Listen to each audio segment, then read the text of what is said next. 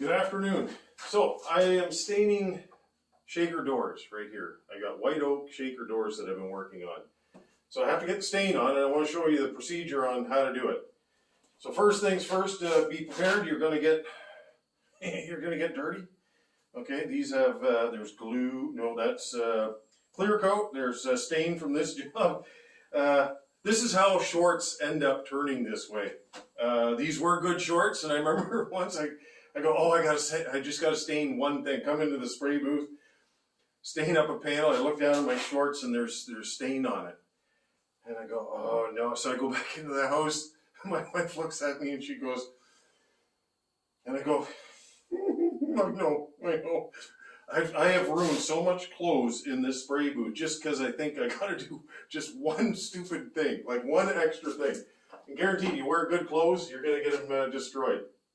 All right, so I've got my stain here, and I always make sure that I keep my stain in suspension. So I try to stir it regularly.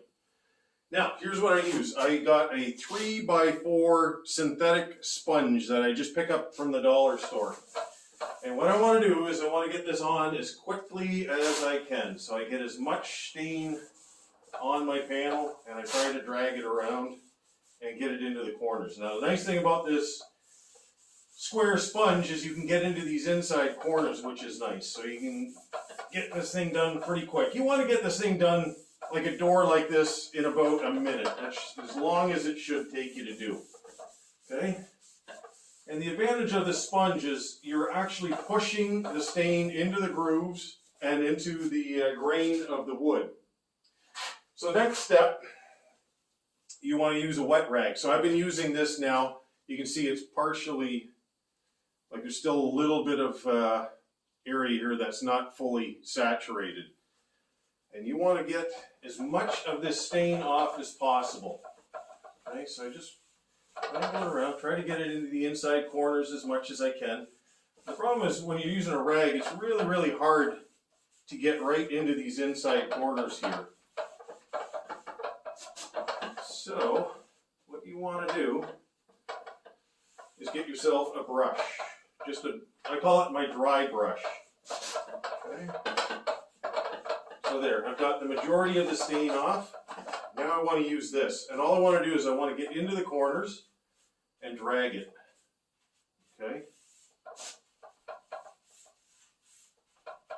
Okay, and just pull it from the inside corners here and from the inside edges.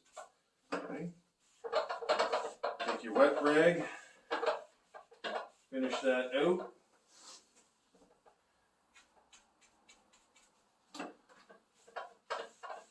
And you can see I've been trying to brush some of the sweat off of here because I'm working pretty hard doing this. It's a hot day. And the last thing you want to do is get a sweat blob onto your wood. Anyways, okay, so I've got wet rag. Now I go to dry rag. Okay, this one is just the next step. I use it until it gets loaded, and then I switch it out with the wet rag at some point. But here, you go into the inside corners, and you've taken most of the stain out now with the brush and the wet rag. And all you're doing now is getting rid of all the cross washing that you've done going this way. And you want to be able to pull all the way up and down the grain like this. Get into your inside corners,